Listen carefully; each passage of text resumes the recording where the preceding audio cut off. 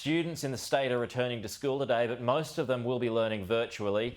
Charlotte Mortlock joins us live from Bondi, of course, where this outbreak began. Charlotte, good morning. Hopefully the numbers will start turning in the coming days. Yeah, Pete, only a few hours to go until we find out what the number is today. A lot of New South Wales residents will be watching closely. It seems like forever ago, but it was just 27 days ago that we saw the legally unmasked limo driver diagnosed with COVID-19.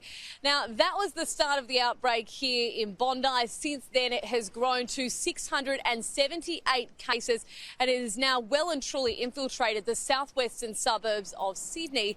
2.5 weeks ago, Greater Sydney went into this lockdown. Now, unfortunately, we are yet to see any benefit from that, but hopefully the tide will turn. It's been 5 days since we implemented tougher restrictions and a harder lockdown, so we are hopeful that today or tomorrow we will start to see those numbers creeping back down.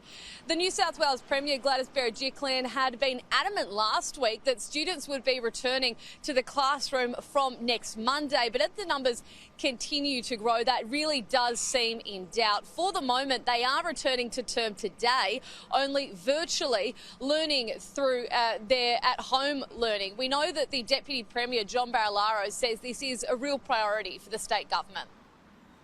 For us, the number one priority now is getting all kids in this state back to school. The kids need it. Parents need it. For the economy, getting kids back to school, it's a big boost to getting people back in the jobs. A bit of a scary day yesterday for residents across Greater Sydney, Pete. We saw a pretty staggering number, 112 new coronavirus cases. Now, a third of those are household contacts, which is obviously why the authorities have been really running through that message of making sure you don't have people into your own home, because it will end up hurting the people you love the most. We know that there are now 63 cases in hospital across the state, and 14 of those are in ICU. The numbers, they're out of control. We have lost control, and we're going to now have to ride the wave. And we haven't hit the peak yet. I think it's going to get a little bit worse before it gets better. I can promise you that there's never been a conversation around curfews or going further. We may have to go tighter in some local government areas. We accept that. What does that actually mean? It just means, again, making sure there's less movement for people that are going into homes, going to construction sites, into retail. So, you know, the things that you would normally think that we would have to get on top of. But look, we're not going to follow, and I don't believe we'll get to the stage of what happened in Victoria with curfews and radiuses of where you can walk to and how much time you can spend out in the open air.